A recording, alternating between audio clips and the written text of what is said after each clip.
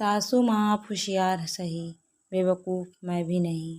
बहू लगभग 30-40 लोग होंगे, 2 सब्जी, रायता और पूड़ी, हलवा साथ में मिठाई, बाजार आ जाएगी। कमला जी बोली, ठीक है मम्मी जी, सब बन जाएगा। और अब तो हम 2 हैं, क्यों नीलम? अनीता बोली, ये सब तो दोपहर में होगा, मुझे पूरी दिन की छुट्टी लेनी पड़ेगी। इससे मैं तो आधे दिन ही छुट्टी लेकर दोपहर तक आ जाऊंगी। नीलम बोली, सही है बहू, वैसे भी अनीता बहू तो काम हमेशा ही फुर्ती से करती है। और जमुना को कह देंगे बहू तुम्हारी मदद को रुक जाएगी। कमला जी बोली। अनीता ने मौन स्वीकृति दे दी। कमला जी और काशीनाथ जी के बड़े बेटे कुणाल की शादी अनीता से 5 साल पहले हुई है। उनके एक बेटा है कृष। छोटे बेटे कुशाल की शादी नीलम से 8 महीने पहले हुई है। एक ननद रोशनी जिसकी शादी हो चुकी है और उसका ससुराल भी इसी शहर में है। नीलम नौकरी करती है, घर के काम से ज़्यादा अपनी सास को खुश रखती है, जबकि अनीता ने शादी के बाद से ही पूरे घर की जिम्मेदारी उठा ली थी। किसी के कहने पर 11 पंडितों को भोजन कराने का मन था कमला जी का।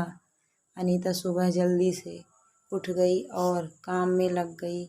सभी आदमी अपने अपने ऑफिस चले गए क्योंकि उनका कोई काम नहीं था।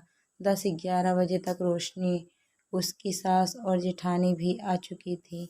अनीता बहू समधन जी आ गई हैं, अब पहले चाय बना दो, फिर अपना काम कर लेना। कमला जी बोली, नमस्ते आंटी जी। नमस्ते भाभी।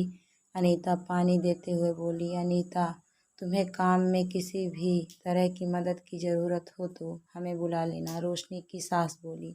अरे समधन जी, अनीता को किसी की मदद की ज़रूरत नहीं होती, यह तो बड़े बड़े हलवाइयों को फैल कर दे इतना स्वादिष्ट खाना बनाती है। बड़े दिनों के बाद आए हो, आप तो हमारे पास बैठो। कमला जी बोली। आंटी जी, मम्मी जी सही कह रही हैं, काम तो लगभग हो गया है, बस पूरी निकालनी बाकी है। पंडित जी के आते ही वह भी शुरू कर दूंगी। अनीता बोली। सभी पंडित आकर जिम कर चले गए। नीलम 2 बजे आई। मम्मी जी, मैं लेट हो गई, पता है मैं निकली तो समय पर ही थी, लेकिन रास्ते में जिस ऑटो में बैठी थी वह पंचर हो गया, इसीलिए। नीलम बोली।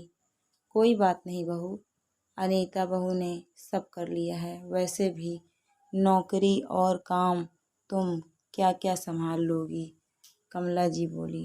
नीलम आकर सबके साथ बातों में बैठ गई, रसोई में नहीं गई। अनीता का मन हुआ नीलम को बुलाने का, पर सास ने कहा, बेचारी अभी तो आई है, अब काम ही कितना है।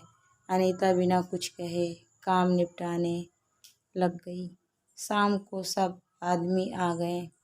उनको खाना खिलाने के समय नीलम भाग कर रसोई में सामान लाने लगी। नीलम बहू हमारी नौकरी भी करती है और घर के काम में भी हमेशा आगे रहती है। कमला जी बोली। क्यों भाभी, आपकी देवरानी लाया हूँ ना, समझदार और संस्कारी। कुशाल बोला। सही कहा बेटा। कमला जी बोली। अनीता कहना तो चाहती थी, सच्चाई पर चुप रहना उचित समझा ताकि माहौल खराब ना हो। और उसकी सास तो उसकी तारीफ करती ही है। कुछ दिन बाद रोशनी के बेटे का जन्मदिन आया तो कमला जी ने अनीता को कहा, बहू रोशनी ने कहा है भाभी को भेज दो, उनके जैसा खाना कौन बनाता है, अब वो अकेले अकेले क्या करेंगी। तो मैंने कहा अनीता आकर काम कर जाएगी। ठीक है मम्मी जी, मैं वहीं तैयार हो जाऊंगी। अनीता बोली। अनीता काम पूरा कर निकल गई। शाम को पार्लर में तैयार होकर नीलम रोशनी के साथ सीधे उसके घर पहुंच गई। रोशनी बहुत ही सुंदर लग रही हो, अनीता भाभी बोली। नीलम का आइडिया था। रोशनी खुश होती हुई बोली। हाँ तो मम्मी जी बोली कि रोशनी दीदी को कहाँ ये सब पता है, और फिर गिफ्ट भी तो लाना था। देखो बेटा, तुम्हारे लिए मामी गियर वाली साइकिल लाई है। नीलम बोली। सही में हमारी छोटी बहू तो ऑलराउंडर है, कमला जी बोली। अनीता को समझ आ रहा था कि उसकी सासू माँ उसके साथ खेल रही है।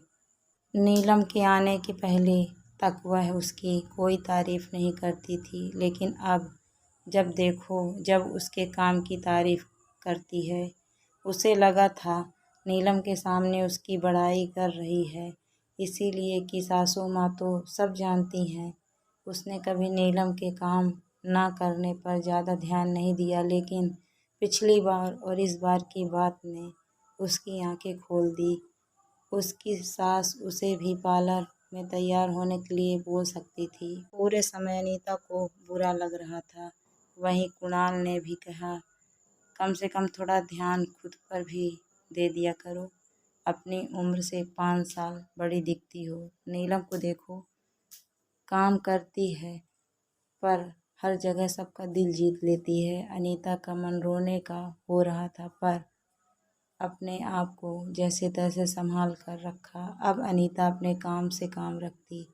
बहू, आज कुछ औरतें आएंगी तो तुम, कमला जी बोली, नाश्ते में कुछ बना लेना।